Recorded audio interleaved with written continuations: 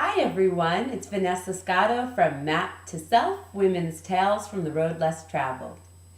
Today I want to build upon the show that I did with Brooke Thomas about how self-awareness leads to self-actualization, which leads to a more passionate, joyful, and meaningful existence.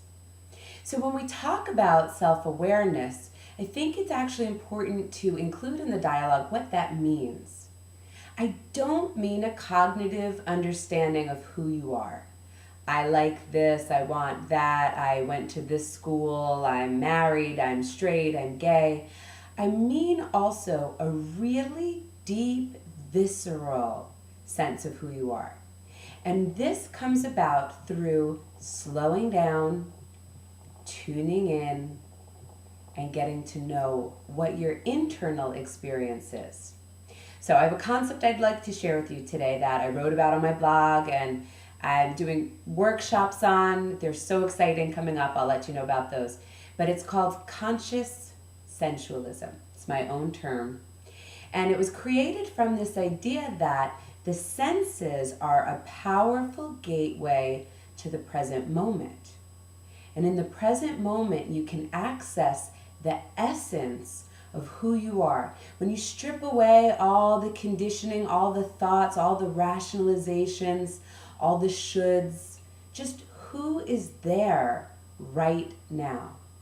It also helps you access a state of peace, contentment, joy, because if you're really present right now, there's nothing to worry about, there's nothing to be afraid of, and joy just naturally arises. Peace just naturally arises.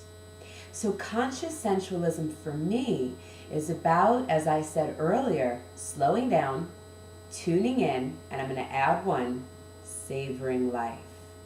And that's a lot of what I talk about when I talk about conscious sensualism opening up happiness for people.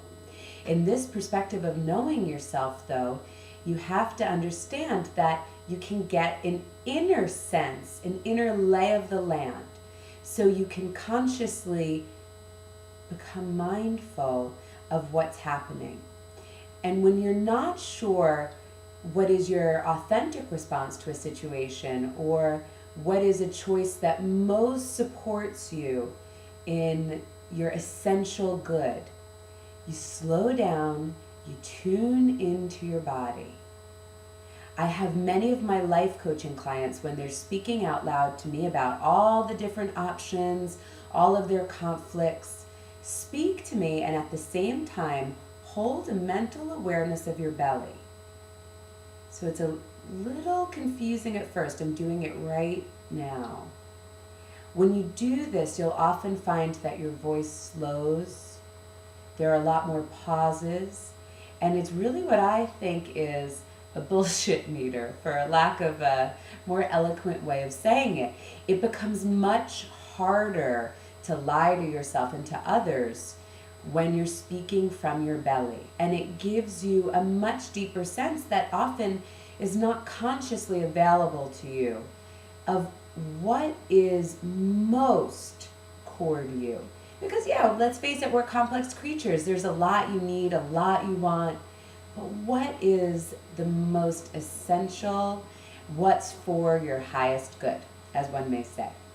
So if you begin to develop a mindful sense of how your body is feeling at any given time, and you use your sensory pathways, taking in visions of beauty, hearing birds chirping, feeling the breeze tickle your skin, you begin to turn off the parts of your mind that are telling stories, that have preconceived notions about who you should be and how you should be acting, and you find a place of inner stillness.